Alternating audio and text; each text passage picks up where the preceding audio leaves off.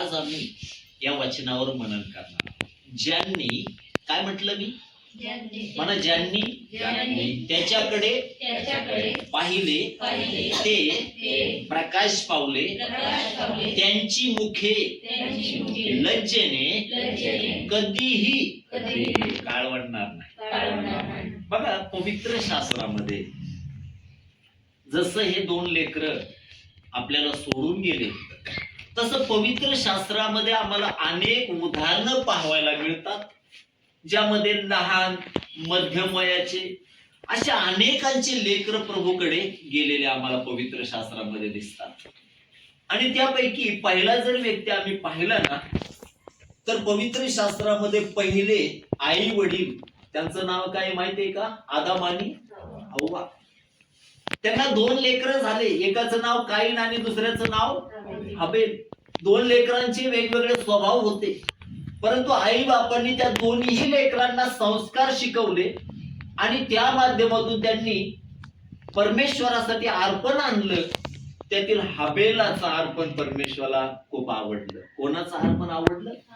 हबेलाच. कोणाचं अर्पण आवडलं? हबेलाचं. म्हणजे हबेलाचं जीवन जे आहे ते देवाला आवडणार होतं. बरोबर आहे का? बरोबर आहे का? हबेलाचं जीवन कोणाला आवडणार होतं? देवाला. आणि म्हणून त्याचं अर्पण परमेश्वराने काय केलं? मान्य केलं. परंतु काईन जो त्याच आदाम हवेलचा पुत्र होता, त्याचं अर्पण मात्र त्या परमेश्वराने अमान्य केलं आणि त्याचा राग कोणी मनात धरला? काईनाने. बरोबर आहे का? आणि जेव्हा तो राग मनात धरला, बघा अनेकदा काही पवित्र शास्त्रामध्ये म्हटलंय काईन त्या दृष्टाचा होता. दृष्टाचा म्हणजे सैतानाच्या विचाराने चालणारी त्याची वृत्ती होती. बरोबर आहे ना? दोन प्रकारचे मनुष्य चालतात, काही धार्मिक वृत्तीने चालतात आणि काही सैतानी प्रवृत्तीने चालतात.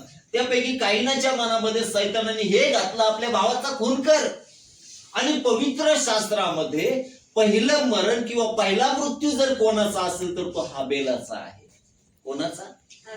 हबेला. बरोबर आहे ना? कोणी केला खून? तो काही नाही केला. म्हणजे धार्मिकतेत असून देवाला आवडणारं जीवन असून देखील हबेल आम्हाला तिथं मरण पावलेला दिसतो. बरोबर आहे की नाही? त्याही स्थितीमध्ये आम्हाला दिसतं आदाम हव्वेने आपला पहिला पुत्र काय केला? गमावला. आणि कशा मरणाने माहितीये का? कशा? आम्हाला दुःख वाटतं असं आमच्या लेकरांचं का झालं. परंतु एका भावाने दुसऱ्याचा खून केला. त्या आई वडिलांसाठी आनंदाची गोष्ट आहे की दुःखदायक, क्लेशदायक, पीडादायक गोष्ट आहे. आणि म्हणून देवाच्या वचनामध्ये म्हटलंय त्याने मारून टाकलं त्याला. असं पहिलं व्यक्ती आम्हाला दिसतो. दुसरं जर आम्ही देवाच्या वचनामध्ये पाहिलं तर अनेकदा मी योबाचं जीवन तुम्हाला सांगितलं. या योबाच्या जीवनामध्ये आम्हाला काय पाहावयास मिळतं? पुष्कळ लेकरं होते त्याला. आणि ऊज देशामध्ये तो सर्वात नीतिमान धार्मिक असा व्यक्ती होता. कसा? नीतिमान आणि धार्मिक. अनेकदा आम्हाला वाटतं आम्ही चर्चला जातो किंवा आम्ही प्रार्थना करतो किंवा आम्ही देवावर विश्वास ठेवतो म्हणजे आमच्या जीवनात दुःख नको असं वाटतं ना आम्हाला. बरोबर आहे का नाही? परंतु नेहमी ध्यानात घ्या, दुःख, विश्वास आणि देवाची योजना या तीन गोष्टी आमच्या जीवनामध्ये घडत असतात. पहिलं काय येतं? दुःख. कशासाठी? आमच्या विश्वासाची पडताळणी करण्यासाठी. दुःख कशासाठी येतं? विश्वासाची पडताळणी करण्यासाठी येतं. आम्ही देवावर किती प्रेम करतो, आमची श्रद्धा त्या परमेश्वरावर किती आहे, आमच्या भक्तीची शक्ती त्या देवावर किती आहे, आणि ती आमच्या विश्वासाची पडताळणी आहे. आणि तिसरी जी आहे ना ती देवाची योजना. या तिन्ही गोष्टी आज आम्ही पाहणार आहोत. योबाच्या जीवनामध्ये एवढा धार्मिक असताना देखील त्याचा एक नव्हे मला वाटतं 7 लेकरं एकाच दिवशी मरण पावले. किती लेकरं? 7. एकही नाही राहिला मागे, म्हणायला देखील नाही राहिला. किती लेकरं होते? आणि योबाच्या धार्मिकतेपुढे आमची लायकी काय हो? योबाच्या धार्मिकतेपुढे आम्ही खुजे आहोत का? काय कारण माहितीये का? सर्वात श्रीमंत असलं, सगळं गेलं, लेकरं मेले, धनसंपत्ती नाहीशी झाली, शेतावर गळवे आले, काजवीत बसला आणि अशा त्रासामध्ये भयानक यातना त्याच्या जीवाला, परंतु सगळं गेल्यानंतर देखील त्याच्या मुखातून जे शब्द आले ना, ते शब्द एका खऱ्या धार्मिक व्यक्तीचे. ते शब्द काय माहितीये का? देवाने दिलं आणि देवाने नेलं, धन्य त्या परमेश्वराचं नाव. अशा प्रसंगामध्ये इयोबाने आपल्या मुखाने किंवा कृतीने पाप केलं नाही. आणि म्हणून काही गोष्टी अशा असतात की जे आपण बदलू शकत नाही. इयोब धार्मिक होता, परंतु तरी देखील त्याचे 7 लेकरे एकाच दिवशी मरण पावले. ते सोपी गोष्ट आहे का? नाही. परंतु तरी देखील त्याने आपला विश्वास त्या परीक्षेच्या काळामध्ये कोणावर दृढ ठेवला? त्या परमेश्वरावर. मला आनंद वाटतो तुम्ही देवाने मला दिलेले आत्मिक लेकर आहात आणि देवाच्या कृपेने हे दोन्ही कुटुंब मी गमावले नाही. हे माझ्यासाठी आनंदाची गोष्ट आहे, खूप महत्वाची गोष्ट आहे. आणि म्हणून प्रभूने तुम्हाला त्या दिवसामध्ये कृपा पुरवली, अनुग्रह पुरवला आणि आजही तुमचा विश्वास त्या परमेश्वरावर आहे. आज लेकरं गेले, त्यांची आठवण म्हणून आज आपण एकत्र आलो आहोत. बरोबर आहे ना? त्याची आठवण म्हणून आज आपण एकत्र आले आहोत. इयोबाचे दोन्ही लेकरं, 7 लेकरं मरण पावले. तिसरा व्यक्ती जर आम्ही पाहिला ना, दावीद आहे. तिसरा व्यक्ती कोण? दावीद. या दावीदाबद्दल म्हटलंय, बत्शेबाचं पाप सोडून त्याच्या हातून पाप घडलं नाही बरं का. इतका धार्मिकतेमध्ये वरच्या लेवलवर असणारा प्रभूचा अभिषिक्त दास. परंतु जर आम्ही वचनामध्ये वाचलं तर असं म्हटलंय, 2 शमूएलाचं पुस्तक, आणि त्या वचनामध्ये जर वाचलं तर वाचलंच ते वचन पटकन कोणीतरी काढायचं. 2 शमूएलाचं पुस्तक, अध्याय 12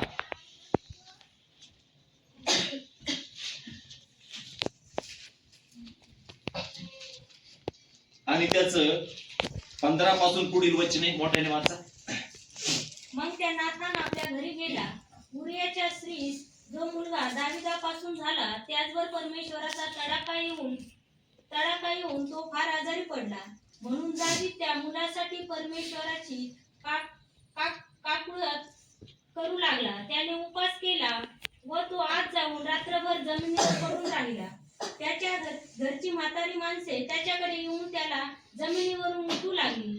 तो उठेना व त्याच्या बरोबर बसून भोजन करीना. 7व्या दिवशी ते मूल मेले. पण मूल मेले आहे हे दाविदास सांगण्यास त्याच्या चाकरांना भय वाटले. 19 वचन. आपले चाकर आपणास कुजबुजत आहे हे पाहून आपले मूल मेले आहे असे दाविदाने ताडिले. त्याने त्यास विचारले, मूल मेले काय? ते म्हणाले, मेले. मग दावीद जमिनीवरून उठला. त्याने स्नान करून तेला भंग केला, आपला पोशाख बदलला आणि परमेश्वराच्या मंदिरात जाऊन दंडवत घालून आराधना केली. मग तो आपल्या मंदिरात आला व त्याने सांगितल्यावरून त्याच्या सेवकांनी त्याच पुढे अन्न वाढिले. ते त्याने सेवन केले. त्याच्या चाकरांनी त्यास विचारले, आपण हे असे काय केले? मूल जिवंत होते तोवर आपण त्याच्यासाठी उपास व शोक केला, पण ते मरण पावताच आपण उठून भोजन केले. त्याने उत्तर केले, मूल जिवंत होते तोवर मी उपास केला व रुदन केले. मला वाटले न जाणो कदाचित परमेश्वर मजवर कृपा करील व मूल जिवंत राहील. पण आता ते मरण पावले तर मी आता का उपास करावा? माझ्याने थोडेच त्याला परत आणवेल. मी त्याच्याकडे जाईन, पण ते मजकडे परत यावायचे नाही. बस या वचनामध्ये आम्ही पाहतो अशाच प्रसंग आम्हाला बायबल मध्ये दिसतात. बरोबर आहे ना? एवढा धार्मिकतेमध्ये असणारा हा दावीद आहे आणि त्याला जे लेकरू झालं असं म्हटलं ते आजारी पडलं. आणि 1 नव्हे 2 नव्हे जवळजवळ 6 दिवस त्या आजारपणामध्ये होतं. 7व्या दिवशी ते मूल काय झालं? मरण पावलं. आणि त्या समयामध्ये आम्ही देवाच्या वचनामध्ये लिहिलेलं वाचतो, त्याने रुदन केलं म्हणजे रडला त्या लेकराच्या प्राणासाठी. बरोबर आहे ना? प्रभू याला काय कर, वाचव, त्याला मरू देऊ नको असं म्हटलं. त्याने उपवास केला. काय केलं? सगळ्या गोष्टी केल्या, त्याला जे शक्य होतं ते. परंतु 7व्या दिवशी त्याचा मुलगा काय झाला? मरण पावला. आता राजा असल्यामुळे कोणी सांगेना. आणि ज्यावेळेस त्याला समजलं मूल काय झालं, मरण पावलं, तो उठला, त्याने त्याला भंग केला, तो देवाच्या मंदिरी गेला. बरोबर आहे ना? आणि त्याने देवाला काय केलं? दंडवत घातलंय म्हटलंय. ज्यावेळेस लोकांनी विचारलं, मूल ज्यावेळेस आजारी होतं त्यावेळेस तुम्ही उपवास केले, रडले, सगळं काही केलं. दावीद तिथं म्हणतो त्याला माझ्याच्याने परत आणणं शक्य नाही, परंतु मीच त्याच्याकडे जाणार आहे. याच्यातून आम्हाला काय दिसतं? आम्ही साधे सुधे लोक नाही, आम्ही ख्रिस्ताचा अनुभव घेतलेले लोक आहोत. बरोबर आहे ना? बरोबर आहे ना? ज्यावेळेस अनेक दृष्ट आत्म्याने ग्रसित लोकांसाठी मी प्रार्थना केली, प्रभूने त्यांना मोकळं केलं का नाही? बंधनमुक्त केलं का नाही? अनेकांच्या जीवनामध्ये ज्यावेळेस अश्रू होते आणि ज्यावेळेस आपण मंडळी या नात्याने त्यांच्यासाठी प्रार्थना केल्या, प्रभूने त्यांचं दुःख आनंदात बदललं का नाही? मग ज्या वेळेस आपण एकत्र येतो, मंडळीमध्ये असतो किंवा घरामध्ये दोघे किंवा तिघे असतो, तिथं परमेश्वर असतो का नाही? म्हणून परमेश्वर प्रभू येशू ख्रिस्त खरा आहे का खोटा आहे, याचा तुम्ही प्रत्येकाने अनुभव घेतलेला आहे. बरोबर आहे ना? तो आहे, हा आपला काय आहे?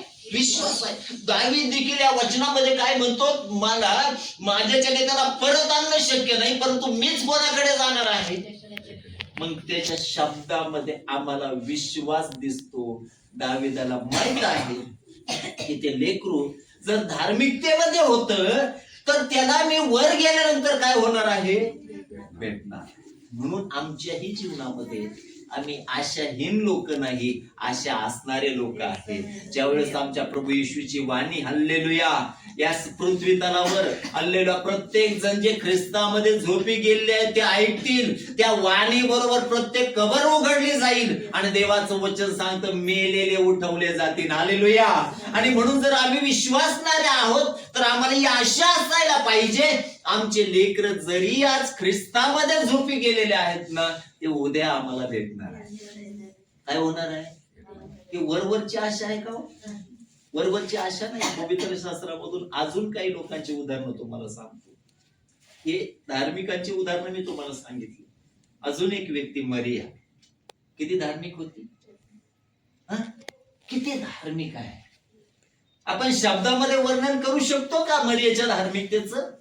अति धार्मिक असणारी, शब्दात जिचं आपण वर्णन करू शकत नाही, जिला देवाची माता होण्याचा बहुमान मिळाला आणि या मरियाने येशूला जन्म दिला.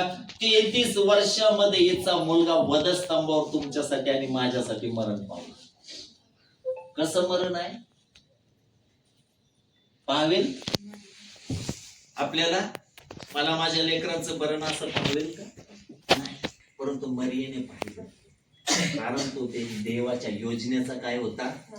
भाग होता. बरोबर आहे ना? तो देवाच्या योजनेचा काय होता?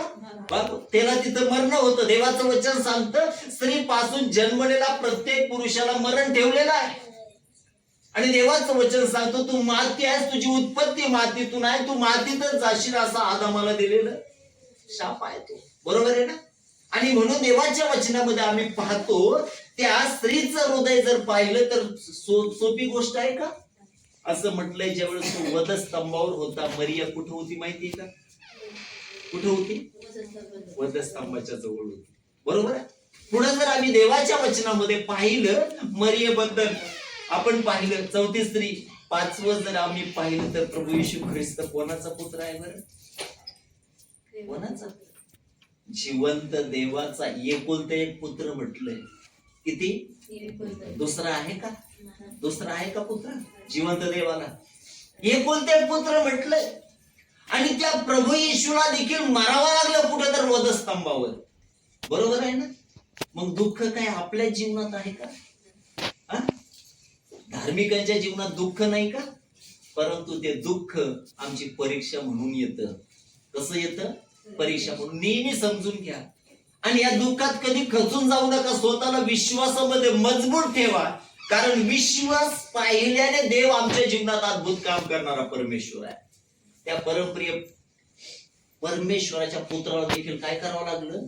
मारावं लागलं. 4-5 उदाहरणे मी तुमच्या समोर दिली, ती मरणाची आहेत. परंतु आता जी उदाहरणं मी तुम्हाला सांगेल ना, ती कशाची? पहिले जर आम्ही पाहिलं मत्ताई कृष्ण अध्याय 9 मध्ये याईराची कन्या मरण पावली. तिचा बाप कोणाकडे आला? प्रभूजी आपण येऊन आपला हात माझ्या मुलीच्या मस्तकावर ठेवा, म्हणजे ती काय होईल? जिवंत होईल. काय विश्वास आहे. म्हणून दोन्ही कुटुंबातल्या आई वडिलांना मी सांगेल, हा विश्वास तुमच्या मनात असायला पाहिजे. हालेलुया. बरोबर आहे ना?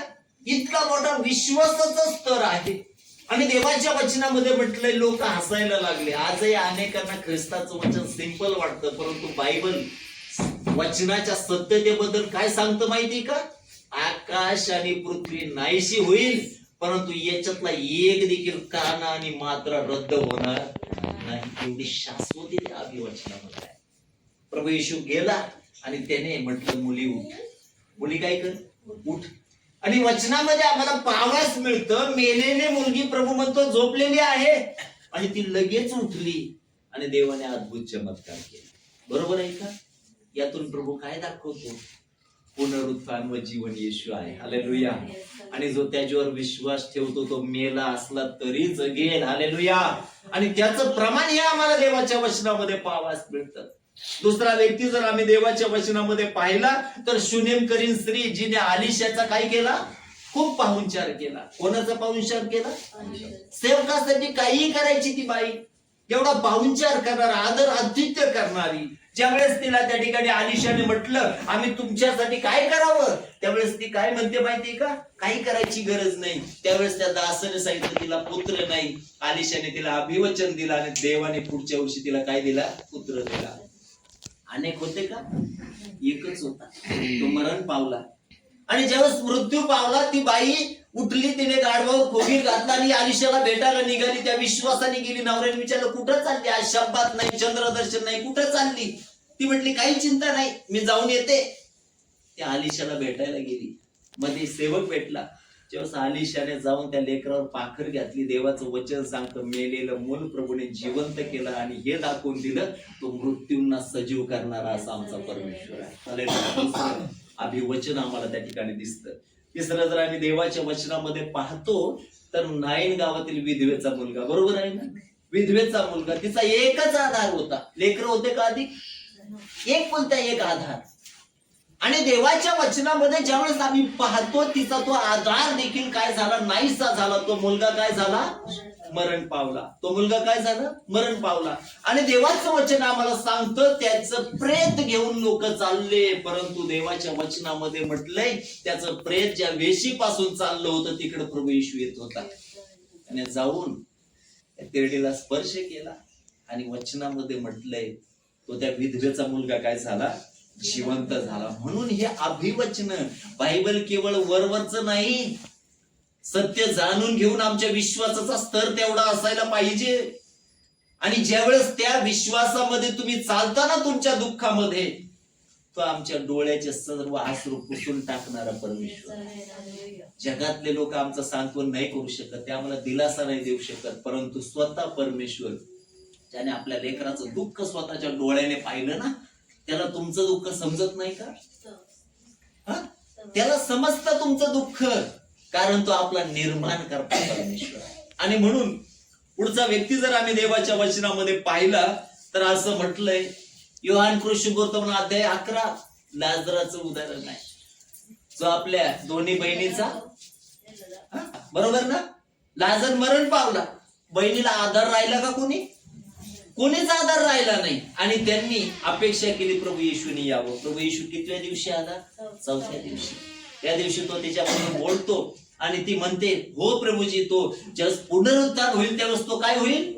उठेल. कधी उठेल? पुनरुत्थान होईल त्यावेळेस उठेल. प्रभू म्हटला पुनरुत्थान व जीवन मीच आहे. तो खवळून कबरेकडे गेला आणि त्याने म्हटलं लाजरा बाहेर ये. वचनामध्ये म्हटलंय प्रेत वस्त्राने गुंडाळलेला लाजर चालत काय झाला? बाहेर आला. यातून आम्हाला काय शिकवायला मिळतं? की देवासाठी किती दिवस झाले हे महत्वाचं नाही आहे का? देवासाठी किती दिवस झाले हे महत्वाचं आहे का? त्याची बहीण म्हटली दुर्गंधी येत असेल त्याची. प्रभू म्हटला त्याची काळजी तू नको करू, लाजरा बाहेर ये. त्याचं शरीर पुन्हा जिवंत झालं आणि तो काय झाला? बाहेर आला. आम्हाला पवित्र शास्त्र नीट समजायला पाहिजे, माहिती असायला पाहिजे. ते आम्हाला काय देतं? आशा देतं, ते आम्हाला आधार देतं. पुन्हा आम्ही देवाच्या वचनामध्ये पाहतो पेत्र सेवा कार्य करत असताना तबीतेच्या घरी गेला. असं म्हटलंय की खूप दान धर्म करणारी स्त्री होती. काय करणारी? किती? खूप दान धर्म करणारी स्त्री होती. आणि देवाच्या वचनामध्ये म्हटलं ती मरण पावली आणि तिला वर माडीवरच्या खोलीत त्यांनी ठेवलं. माहिती आहे ना तुम्हाला? ज्यावेळेस माडीवरच्या खोलीमध्ये ठेवलं त्या ठिकाणी पेत्र तिथं गेला आणि तिच्या सर्व चांगल्या गोष्टीबद्दल त्या स्त्रीच्या त्या लोकांनी त्यांना सांगितलं. बरोबर आहे का? आणि देवाच्या वचनामध्ये म्हटलंय पेत्र त्या कुडीकडे पाहून म्हणतो टबिते कोण, आणि त्या शब्दाबरोबर मेलेले टबिता उठून बसली. हालेलुया. हे अभिवचन आम्हाला आमच्या विश्वासामध्ये दृढ राहण्याची आशा देणारे आहेत. हालेलुया.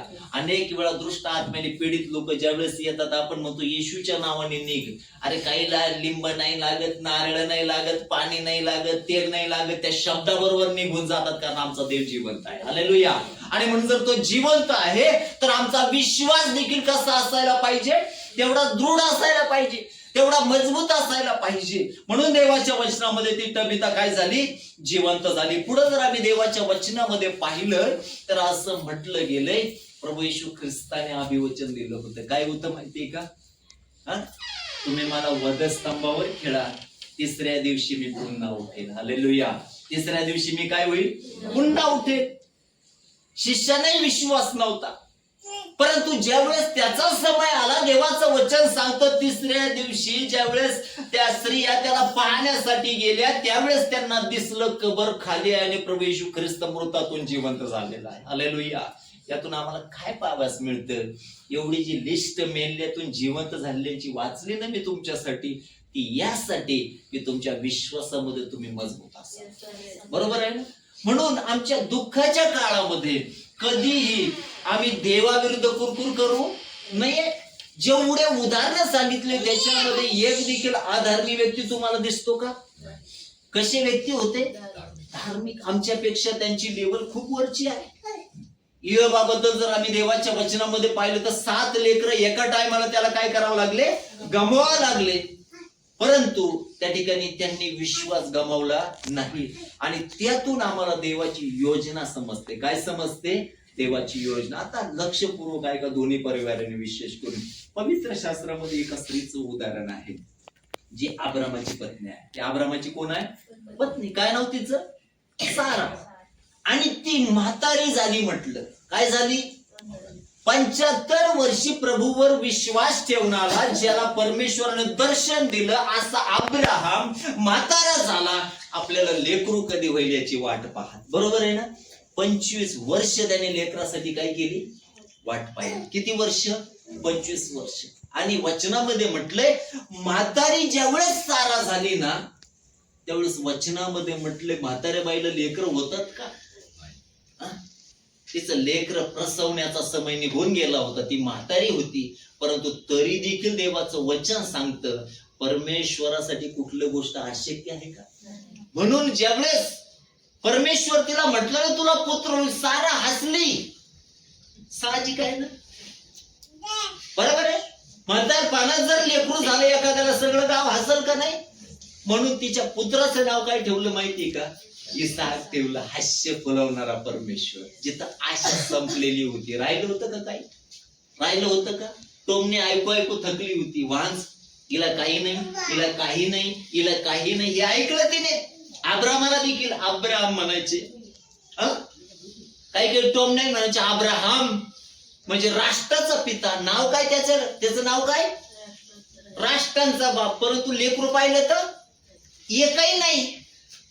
परंतु वचनामध्ये म्हटलं या अब्रामाचा विश्वास जिवंत देवावर होता.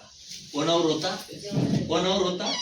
आमच्याकडे काय आहे याच्यावर कधी भरोसा ठेवू नका. आमच्याकडे एकच गोष्ट प्लस असायला पाहिजे, त्या परमेश्वरावर आमचा विश्वास असायला. हालेलुया. त्या म्हातारपणामध्ये परमेश्वराने अब्रामाला इसाक दिला. कधी दिला? म्हातारपणामध्ये. मग अनेकदा आम्हाला वाटतं हम दो हमारे, एकाला दोघं पाहिजे. कशाला? आपल्या भावाचे उदाहरण घ्या. किती धोरणात आहेत, किती दोरी वळंब्यात आहेत. बरोबर आहे ना? मी धार्मिकतेत चालतो, माझा भाऊ पक्का गैरण. खरंय ना? फक्त आपलं वाटतं एकाला दोघं असायला पाहिजे, दोघाला 3-4 जण असायला पाहिजे. कशाला? वैताग नाही ना? बरोबर आहे ना? परंतु देवाचं वचन सांगतं एका इसाकापासून अख्ख्या राष्ट्रामध्ये कार्य करणारा तो परमेश्वर आहे. हालेलुया. म्हणून नेहमी ध्यानात घ्या, 10 सांभाळणारा कोण आहे? परमेश्वर. एकाने सांभाळणारा कोण आहे? आई बाप. या नात्याने आमच्या मनात शंका येते, आहे असे लेकरं आम्ही गमावले जे आहे त्यांचंही काही झालं तर आपलं हृदय काय होऊन जातं, हेलावून जातं. परंतु परमेश्वर अन्यायी आहे का? एकुलता एक इसाकाद्वारे त्याने राष्ट्राची निर्मिती केली का नाही? आणि देवाच्या वचनामध्ये त्याला अभिवचन दिलं होतं. काय अभिवचन होतं? तू राष्ट्राचा पिता होशील. कशाचा? आज अनेक राष्ट्र अब्रामाच्या लेकरांच्या आहेत बरं का, ध्यानात घ्या. म्हणून दोन्ही परिवाराने कधीही त्या परमेश्वरावर विश्वास ठेवावा. अनेकदा आमच्या जीवनामध्ये संकट येतात आमच्या परीक्षेसाठी, दुःख येतं आमच्या परीक्षेसाठी, परंतु दुःखातून काढण्याचा उपाय देखील कोण करतो? परमेश्वर करतो. देवाच्या वचनामध्ये म्हटलंय परमेश्वराने इसाक दिला. हा इसाक कसा होता? बापाने वेदीवर टाकला तरी प्रत्युत्तर केलं का? कारण तो कोणाकडून दिला गेलेला होता? परमेश्वराकडून. म्हणून आपले लेकरं कोणाकडून दिले गेले असायला पाहिजे? परमेश्वराकडून. म्हणून जे दिलंय ना परमेश्वराने त्याच्यामध्ये आनंदी राहा. जे दिलंय त्याच्यामध्ये काय राहा? आनंदी राहा. आपलं धार्मिकतेचं जीवन तसंच क्रमित चला. आणि तिथं आम्हाला देवाच्या वचनामध्ये पाहावयास मिळतं त्या परमेश्वराने अब्रामाला एवढं आशीर्वादित केलं ना की त्याच्या संततीच्या द्वारे प्रभू येशू ख्रिस्ताचा जन्म त्याने दिला. बरोबर आहे का नाही? कोणाच्या कुळात जन्माला आला? बरोबर आहे ना? कोणाच्या कुळामध्ये? अब्रामाच्या. आणि म्हणून तो परमेश्वर आमची काळजी घेणारा परमेश्वर आहे. म्हणून आईबाप या नात्याने नक्कीच तुमचे लेकरं जे प्रभूमध्ये झोपी गेले तुम्हाला दुःख आहे, परंतु मी तुमच्या सगळ्यांचा बाप आहे, आत्मिक बाप आहे. बरोबर आहे ना? एकट्याचं दुःख वेगळं, मला तुमच्या सगळ्यांचंच दुःख मला आहे. त्रासदायक नाही का? दिनेश असेल, अनिकेत असेल, नेहमी माझ्या बरोबर असायचे. जस मी यायचो तेव्हा तू काय म्हणतो, देव बाप्पा आले. त्रासदायक नाही का? मागच्या जेव्हा तू थकला मी त्याला खांद्यावर घेतलं, त्याचे पाय दाबले, माझ्यासाठी त्रासदायक नाही का? काही गोष्टी अशा असतात ज्या आमच्या डोळ्यामध्ये अश्रू घेऊन नाही का? म्हणून आपण सर्व मानव आहोत. परंतु या स्थितीमध्ये ज्यावेळेस आपण सांगतो ना, आपल्या दुःखाचं देखील सांत्वन करण्यासाठी तो परमेश्वर काय आहे? समर्थ आहे. आणि म्हणून नेहमी प्रभूवर विश्वास ठेवा. तुमच्या कुटुंबाचं संरक्षण करण्यासाठी देव काय आहे? समर्थ आहे. कधीही विश्वासात कमजोर पडू नका. अनेकदा मनुष्य काय करतो? आलेल्या परिस्थितीला तोंड देण्यापासून काय करतो? पळ काढतो. काढतो का नाही? परंतु सैतानाने जे आमच्यावर हल्ले केलेत ना, त्या हल्ल्याच्या विरोधात आमचे लेकरं आम्ही प्रभूसाठी उभे करायचे. हालेलुया. का सैतान आमच्या लेकरांना नष्ट करतो माहितीये का? जे मंडळीमध्ये म्हातारे कोतारे लोक आहे, मला त्यांच्याबद्दल काही वाटत नाही, कारण ते काही प्रभूचं काम करणारे नाही. परंतु जे लहान लहान लेकर आहेत ना, त्यांचे हृदय कोऱ्या पाट्या आहेत. त्यांचे हृदय काय आहेत? आणि त्या प्रत्येकावर मी एक नाव लिहायचा प्रयत्न केला. ते नाव काय माहितीये का? येशू नाव.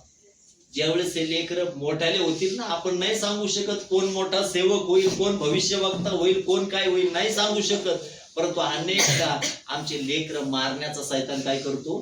प्रयत्न करतो. दोन संदर्भ देईल तुम्हाला. मोशेचा जन्म झाला आणि फारोने लहान लेकर मारायचा काय केला? प्रयत्न केला. बरोबर आहे का नाही? प्रभू येशूचा जन्म झाला आणि जे लहान लेकर आहे ते मारायचा कोणी? हेरोदाने काय केला? प्रयत्न केला. म्हणून आमचे लेकर नेहमी टार्गेटवर असतात. आम्ही अधिक प्रार्थनेमध्ये राहून नेहमी त्यांचं परमेश्वरने संरक्षण करावं याच्यासाठी आमची मध्यस्थी चालू असायला पाहिजे. नको का? आणि म्हणून कधीही दुःखी होऊ नका. पती पत्नी या नात्याने एकमेकाला सपोर्ट देणं आपलं काम आहे. कुठंतरी एका परिवारामध्ये मी होतो आणि त्या आमच्याच नात्यातलं कुटुंब होतं. त्या कुटुंबामध्ये त्या ठिकाणी एकूण एक मुलगा होता, तो मरण पावला. त्यावेळेस मी काय म्हटले, घर भरले तर कोणाचे आहेत? बरोबर आहे का नाही? बरोबर आहे का नाही? माझे जोडीदार आहेत, त्यांनी पुण्यामध्ये अनाथ आश्रम काढला. दोघांनाही नवरा बायकोला लेकरं बाळ नाही. आज 25 लेकराचे आईबाप झालेत. एवढं मोठं हृदय माणसाचं असायला पाहिजे, नाही का? बरोबर आहे ना? माझ्याबद्दल ते मी देवाला धन्यवाद देतो. माझे म्हातारे लेकर आहेत आता आत्मिक रीतीने, नाही का? अरे बाप, म्हणून मी त्यांना सांगतो प्रार्थना करा. आणि ते फोन करतात, पास्टर तुम्ही सांगितलं, आम्ही प्रार्थना केली, उपवास केले, नाही का? बरोबर आहे का नाही? आणि म्हणून तुम्हाला जेवढं दुःख आहे सेवकांना, त्यांना आम्हाला देखील त्या लेकरांचं तेवढंच अधिक दुःख आहे. परंतु या दुःखातून सावरा, स्वतःला प्रभूच्या स्वाधीन करा. आणि ज्यावेळेस आम्ही त्या विश्वासामध्ये बळकट राहतो ना, हे तुमचे लेकरं ज्यावेळेस पुढे मोठे होतील ना, नेहमी ध्यानात घ्या. मागच्या आठवड्यात मी सांगितलं तुम्हाला, हन्नेचा शमूएल कुठं होता? देवाच्या मंदिरात होता. तुमचे लेकरं कुठं होते? मंदिरात होते. प्रभूवर विश्वास ठेवणारे होते का नव्हते? होते ना. बरोबर गैराट होते का ते लेकरं? प्रभूवर विश्वास ठेवणार नेहमी तिकडे असायचे ते. आणि जर ते ख्रिस्तामध्ये झोपी गेले तर आज ते कुठं आहेत? बरं आहेत का नाही? आहेत ना. आम्ही विश्वासाने पाहतो ते कोणाजवळ आहे? देवाजवळ. म्हणून येणाऱ्या दिवसामध्ये जे शमूएल प्रभूने तुमच्याकडे ठेवले ना, त्यांना कुठं ठेवा माहितीये का? मंदिरामध्ये ठेवा. त्यांच्याशी देव काय करील? बोलेल. परमेश्वर त्यांच्याशी काय करील? भेट घेईल. परमेश्वर त्यांना घडवील. परमेश्वर त्यांना पाचारण करील. परमेश्वर त्यांना संदेश म्हणून उभारील. आणि जे दुःख सैतानाने तुम्हाला दिलं ना, हेच लेकरं उद्या सैतानाच्या राज्याचा मोठा पडशा पाडल्यावर उभा. म्हणून मी माझ्या दोन्ही लेकरांना थोडं डेअरिंगबाज बनवलं. का माहितीये का? कारण त्यांना कोणाचा आधार नाही, परंतु त्यांना सगळ्यात मोठा आधार जर कोणाचा आहे ना, स्वर्गीय परमेश्वर. म्हणून किती आहेत याला कधी महत्व नसतं, कसे आहेत याला महत्व आहे. आपल्या लेकरांना सपोर्ट करा, आपल्या लेकरांसाठी प्रार्थना करा. मी तर समजतो त्या ठिकाणी जेवढे मंडळीतले लेकर आहेत तेवढ्यावर मी खूप प्रेम करतो. कधी आमच्या घरात आलं तर असं नाही होणार आम्ही त्यांना बाजूला नाही बसवणार. याच्याच ताटात काही जण बसतेत. बरोबर. आणि ह्या दोन लेकराला तर यश नातळाला एवढं जेवण द्यायचा, पीस पीस खा. लेकरं देखील तेवढं प्रेम करणार आहे. आणि म्हणून आपण एक परिवार आहोत. आम्ही तुमच्या दुःखामध्ये नेहमी सहभागी आहोत.